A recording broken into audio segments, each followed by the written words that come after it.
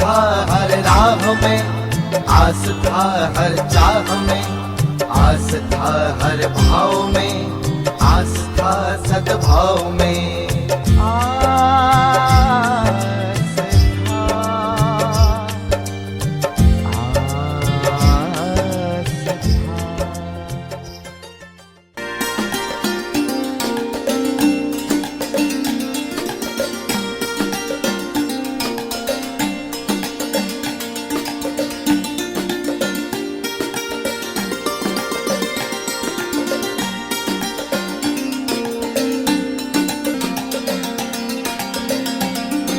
ॐ नारायणं नमस्कृत्य नरो चैव नरोत्तमं देवीं सरस्वतीं व्यासं ततो जयमुदीरयेत्। आज 28/9/2020 उपनिषद आश्रम उज्जैन से नित्य प्रति उपनिषद रहस्य विज्ञान यूट्यूब चैनल पर आप प्रातः काल में शिव महापुराण का श्रवण करते हैं एक अध्याय का, और सायंकाल में क्रमशः उपनिषद भाष्य के सहित श्रवण करते हैं। कल तक शिव महापुराण के रुद्र संहिता में सती खंड के 18वें अध्याय का प्रसंग सुना। आज 19वें अध्याय में महादेव और सती के मिलन का सुंदर प्रसंग आपने सुना। ब्रह्मा जी ने कहा,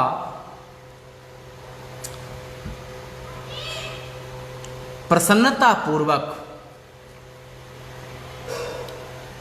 कृत्वा दक्षा सुतादानं यौतुकं विविधं ददौ हराय सुप्रसन्नस्य दुजेभ्यो विविधं धनम्। अथ शम्भुमुपागत्य समुत्थाय कृताञ्जलिः सार्धं कमलया चेदम् उवाच गरुणध्वजः। प्रसन्न होकर आनंदित आह्लादित चित्त से दक्ष ने अपनी प्रिय पुत्री सती का कन्यादान महादेव से किया।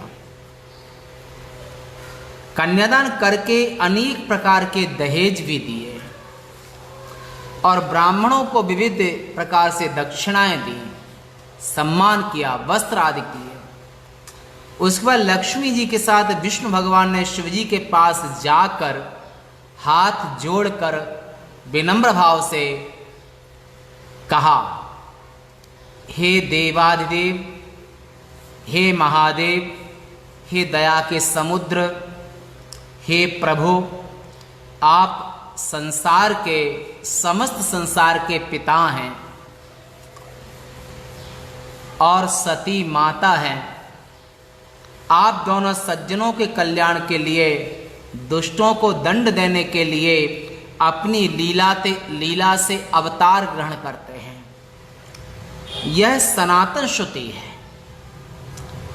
हे शिव, हे शिव जी, हे मेरे आराध्य देव,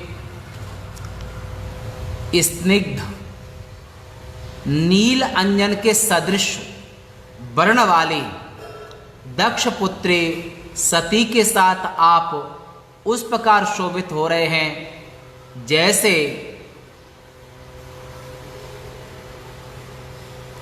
लक्ष्मी से मैं यानी विष्णु शोभित होता हूँ। अब आप इस सती के साथ में रहते हुए देवताओं तथा संसार में विचरण करने वाले मनुष्यों की रक्षा एवं कल्याण कीजिए।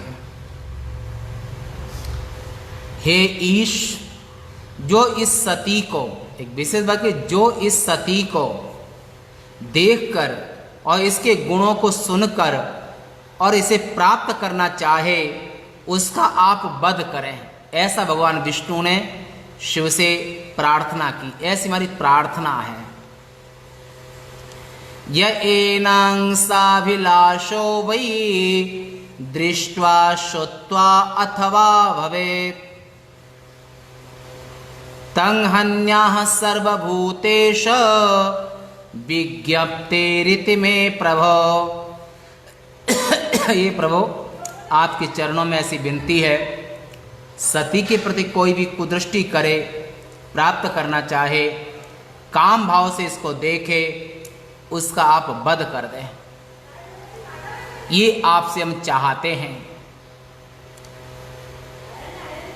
यही आपके चरणों में हमारी प्रार्थना है। ब्रह्मा जी ने कहा। इस प्रकार विष्णु भगवान के वचनों को सुनकर सर्वज्ञ शिवजी ने हंसकर विष्णु से कहा, तथास्तु, ऐसा ही होगा। विष्णु ने मांगा और महादेव ने वो वरदान तथास्तु कहकर दे दिया। हे मुनिवर नारद, इसके बाद विष्णु ने अपने स्थान पर आकर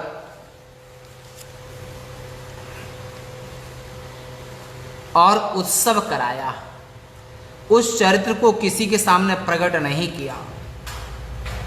तदंतर सती के साथ मिलकर मैंने, यानी कि ब्रह्मा ने, ग्रहसूत्र में कही हुई विधि के अनुसार विधि पूर्वक नव दंपति यानी कि सती और महादेव दोनों से हवन आदि कार्य संपन्न कराए। शिव पार्वती ने प्रसन्न होकर विधि पूर्वक मेरे आचार्यत्व में, यानी कि ब्रह्मा के आचार्यत्व में, ब्राह्मण की आज्ञा से अग्नि की प्रदक्षिणा की। ब्रह्मा ने भामर पढ़ाई।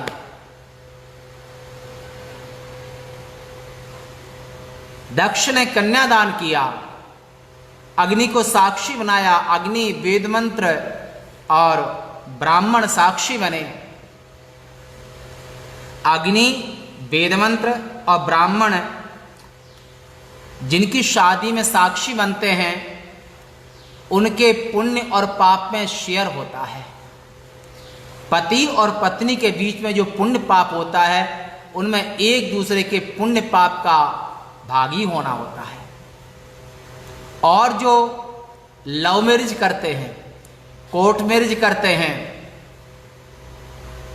और 70 वर्ष जिस पार्टी ने शासन किया, और भी जो भी पार्टी रही, क्योंकि राजनीति में हमारा ज़्यादा ज़्यादा इंटरेस्ट है ना, हमें कोई ज़्यादा लेना देना होता है, तो सुना है कि लिव इन रिलेशनशिप, भारत के संविधान में ऐसा ही कर दिया है कि बिना शादी के भी नव युवक और युवती एक साथ रह सकते हैं। वेद की मर्यादा का उल्लंघन है। राजा को ऐसा नहीं करना चाहिए। संविधान में ऐसा संशोधन नहीं करना चाहिए, क्योंकि विवाह के बाद में ही युवक और युवती एक साथ रहने का विधान है,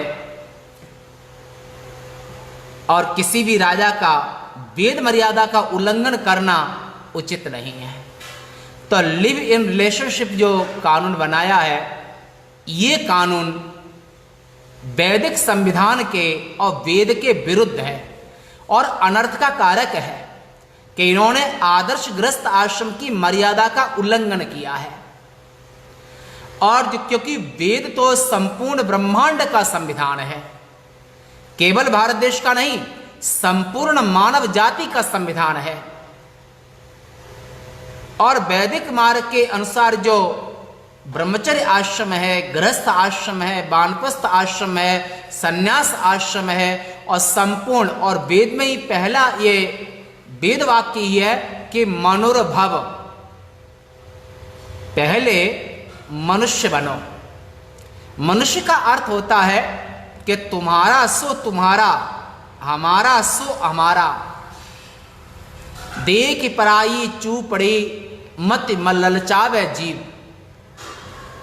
यानी कि अपने आप में संतुष्ट रहना ये वैदिक संविधान है। माने मनुर्भव मनुष्य बनो, माने तुम्हारा सो तुम्हारा, हमारा सो हमारा।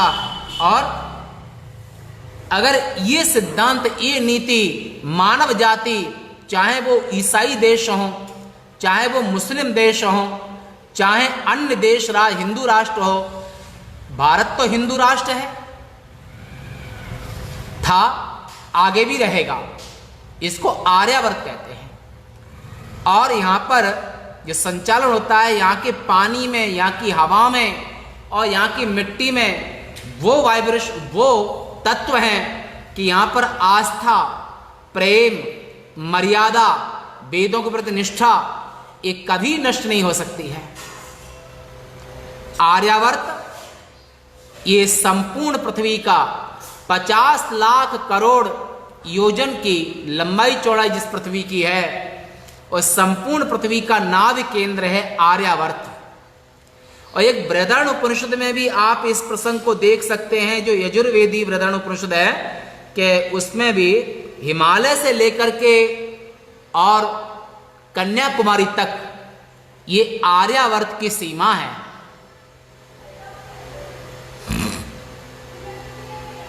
और संपूर्ण पृथ्वी का और अगर सूक्ष्म देखते हैं तो उज्जैन जो महाकाल ज्योतिर्लिंग है, इस संपूर्ण पृथ्वी का नाभि केंद्र है, जिसको महाकाल वन भी कहते हैं।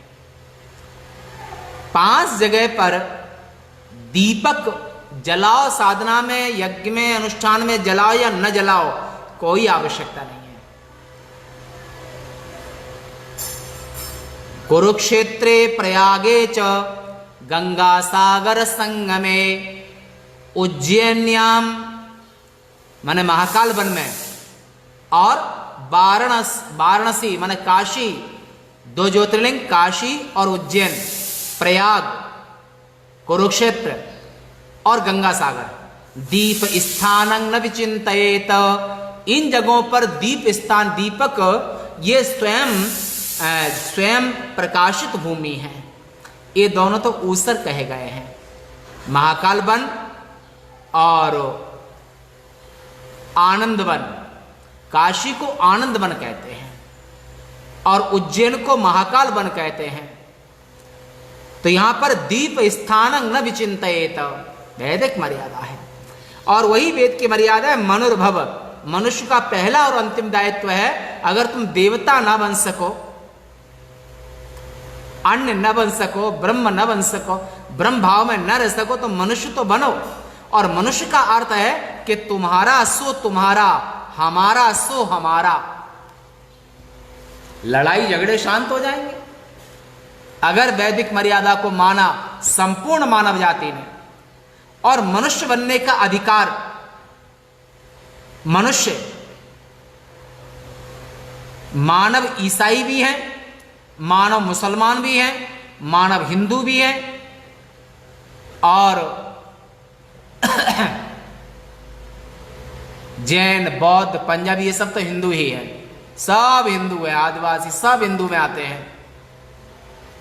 केवल परिवार के सदस्यों का भेद है, बाकी एक ही परिवार के हैं सब। भारत देश में तो 90% जो मुसलमान हैं वो कन्वर्ट हैं, हिंदू से बने हुए हैं। तो ऐसे यहां पर मर्यादा की स्थापना की, गृहसूत्र एवं गृहस्थ आश्रम की मर्यादा है उसमें। गृहसूत्र में कही गई विधि के अनुसार विधि पूर्वक हवन आदि किया महादेव ने, और शिव पार्वती ने प्रसन्न होकर विधि पूर्वक मेरे आचार्यत्व में मन ब्राह्मण की आज्ञा से अग्नि की प्रदक्षिणा की। नारद नाच गाने के साथ वहां बहुत बड़ा उत्सव मनाया गया, जिसे देखकर सभी को सुख मिला। उस समय पर वहां पर एक बड़ी भारी आश्चर्यजनक घटना घटी। कौन सी घटना घटी? महादेव की माया से एक ऐसी घटना घटी, वो घटना को वेदव्यासी की वाणी में ही आप सुने तो अच्छा रहेगा। शिवजी की माया को कोई जान नहीं सकता है, अतः उससे देवता, मनुष्य, चर तथा अचर जो चल नहीं सकते उन्हें अचर कहते हैं। नदी, पहाड़, ये सब अचर हैं, और जो चल सकते हैं उन्हें चर कहते हैं। तो चर तथा अचर संसार सब मोहित हो गया। पंचदशी में आया है कि माहेश्वरी तु मायाया तस्या निर्वाण शक्तिवत विद्यते मोह शक्तिश्च तं जीवं मोहयत्यसौ। असौ माने वो माया दो रूप वाली है, एक मोहन शक्ति वाली है और एक 14 भुवन बनाने वाली निर्वाण शक्ति वाली है। ये भगवान महेश्वर की माया को माहेश्वरी कहते हैं। ऐसे महेश्वर की माया से ही सभी मोहित हैं। जो मैं पहले कपट द्वारा, माने ब्रह्मा जी कहते हैं नारद, मैं कपट द्वारा शिव जी को मोहित करना चाहता था, और उस मुझे और विष्णु जी को शिव जी ने अपनी लीला से मोहित कर दिया। हमने शिव जी को मोहित करना चाहा और शिव जी ने हमको ही मोहित कर दिया। जो पुरुष दूसरे का अपकार करना चाहता है निश्चित उसी का अपकार हो जाता है। यह जानकर कभी किसी का अपकार नहीं करना चाहिए, माने अहित नहीं करना चाहिए, यानी कि ईर्ष्या नहीं करना चाहिए किसी से भी। जब सती अग्नि की परिक्रमा कर रही थी, ब्रह्मा जी कहते हैं कि मैं विवाह पढ़ रहा था, भामर दिला रहा था, और सती जब परिक्रमा कर रही थी तो उस समय पर उनके दोनों चरण वस्त्र से बाहर मुझे दिखलाई पड़े। ब्रह्मा जी कह रहे हैं, हे नारद, उन्हें देखकर मैं शिवजी की माया से कामदेव के वश में होकर सती के अंगों की ओर देखने लगा। उत्सुकता वश जैसे जैसे मैं उनके अंगों की ओर देखने लगा, वैसे वैसे मैं रोमांचित होकर काम पीड़ा से पीड़ित होने लगा। ऐसा ब्रह्मा जी बोले। हे मुनिवर नारद, इस प्रकार मैं पतिव्रता दक्ष कन्या और सती को देखने लगा। सती उस समय पर पल्लू लिए हुई थी, भामर पड़ रही थी, परिक्रमा दे रही थी, तो सती ने पल्लू, एक आर्य मर्यादा है कि जो वधू होती है तो चेहरे पर, पेश पर पर्दा था उस समय। तो उस समय पर उनके यहाँ पर पर्दा यानी कि पल्लू डाल रखा था। रोमांचित होकर और इस प्रकार पतिव्रता दक्ष कन्या को देखकर, जो पतिव्रता होगी वही तो पल्लू डालेगी। सपनों आन पुरुष जग नाहे, 4 तरह की निष्ठाएं होती हैं। उत्तम के बस उत्तम के अस बस मन माहे, सपनों आन पुरुष जग नाहे। उत्तम जो पतिव्रता होती है वो अपने पति को छोड़कर किसी पुरुष को नहीं जानती, नहीं देखती है पुरुष रूप से, ध्यान रखना, पुरुष रूप से। मध्यम परपति देखे कैसे, और मध्यम कोटि के जो स्त्री होती है, जो पुरुष का दर्शन ऐसे करती है, भ्राता पिता पुत्र निज जैसे, भाई बंधु आदि की तरह, काम भाव से नहीं। ये हमारे आर्यावर्त की आर्य मर्यादा है। बिन अवसर भय तय रह जो ये, और काम पीड़ा से पीड़ित होकर के अवसर न मिलने पर स्त्री पुरुष स्त्री से नहीं मिल सकता है, वो अधम है। तो ऐसे महान सती साध्वी जो दक्ष कन्या सती हैं, उनके यहाँ पर महादेव को छोड़ करके दूसरा कोई संकल्प नहीं है। ऐसे दक्ष कन्या सती पल्लू डाले हुए और महादेव के साथ में भामर दे रही है, भामर पड़ रही है। ब्रह्मा जी के अंदर में प्रभु की माया से मोहित ब्रह्मा जी जगन माता को काम भाव से देखना चाहते हैं।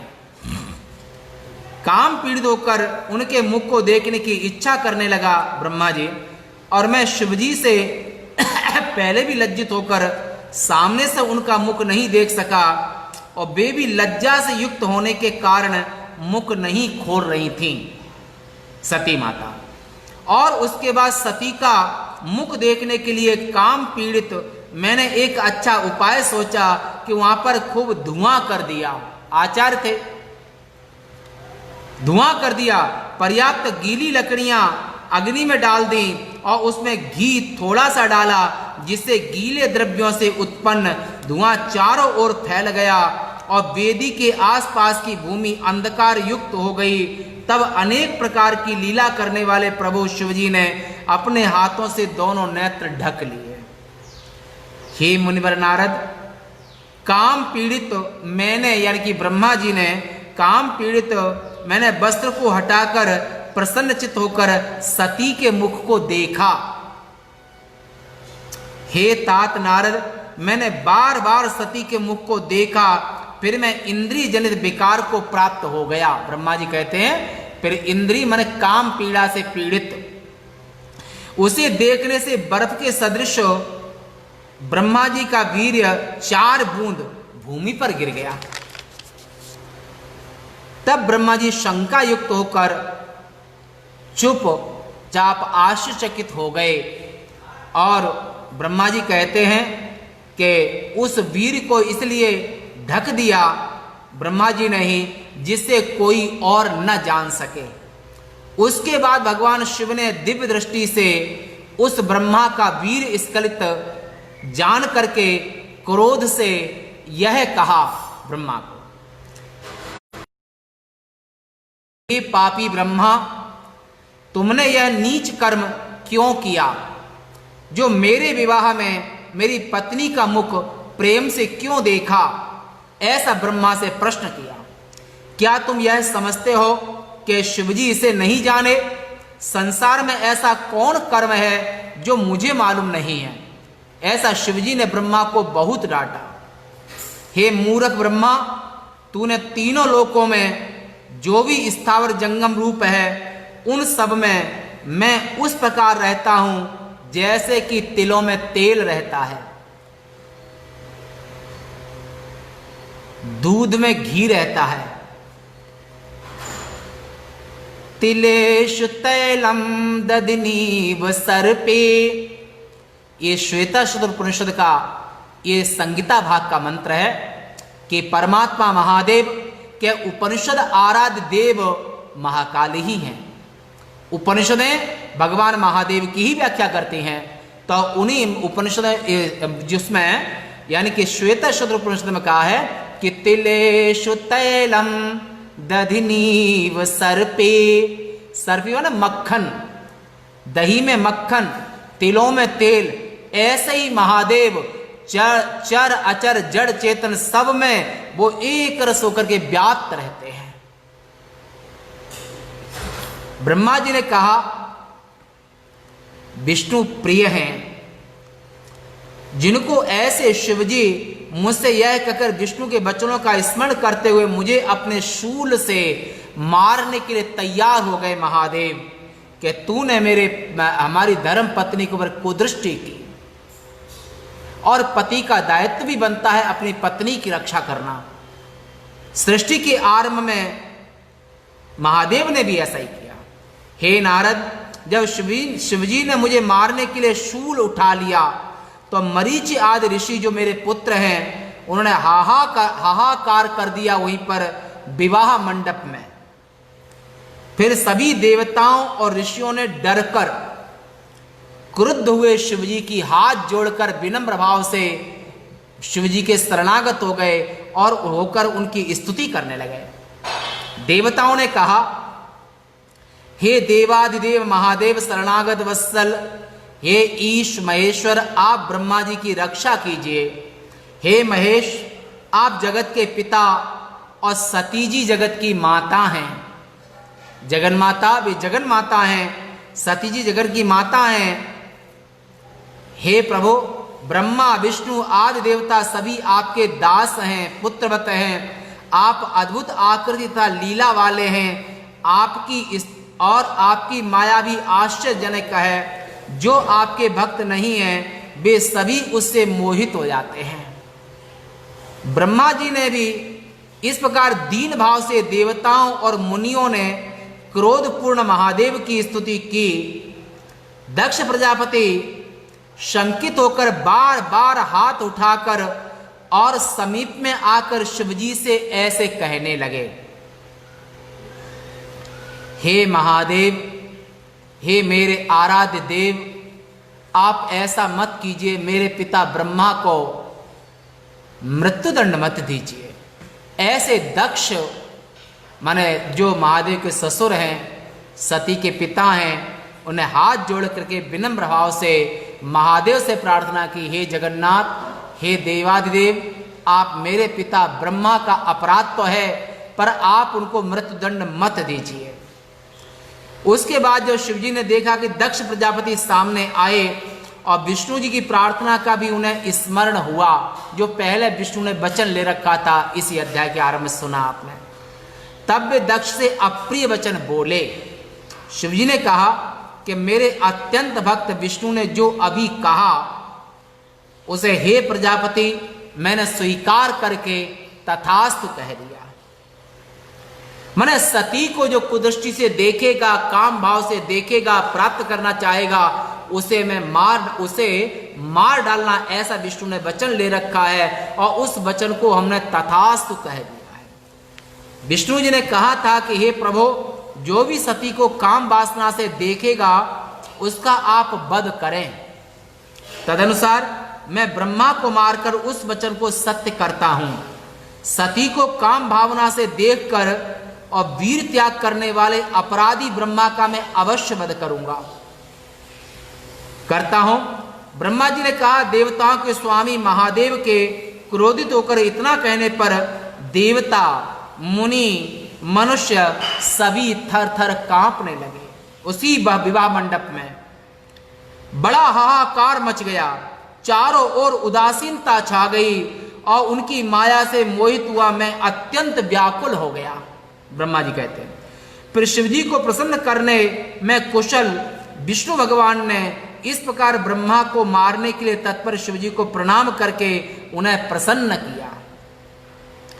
विविध प्रकार के स्तोत्रों से भक्तवत्सल शिवजी की स्तुति कर उन्हें मारने से रोकते हुए विष्णु भगवान ने कहा, हे शिवजी, संसार के रचयिता ब्रह्मा का वध मत कीजिए। ये आज आपके शरण में आए हैं, आप शरण में आए हुए प्राणियों से प्यार करते हैं।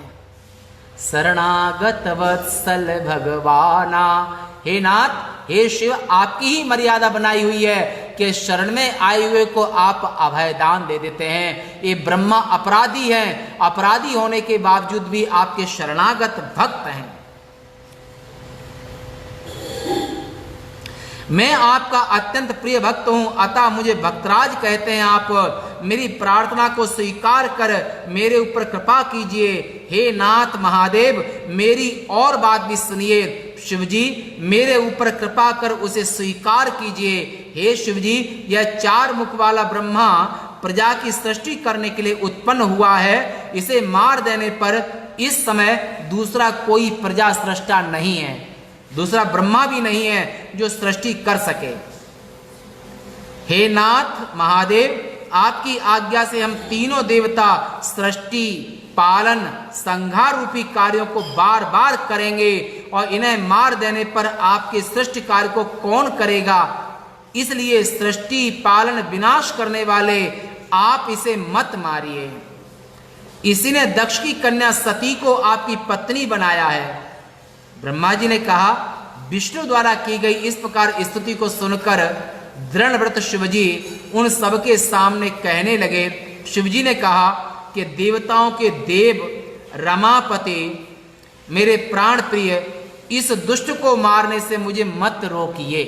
ऐसा महादेव ने विष्णु से कहा।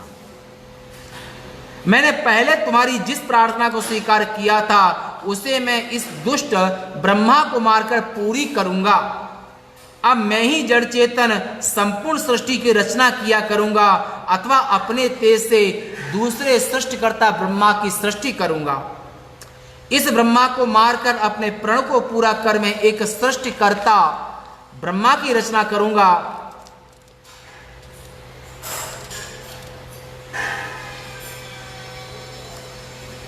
तब ब्रह्मा जी ने कहा, विष्णु जी शिवजी के इस प्रकार वचनों को सुनकर उन्हें रोकते हुए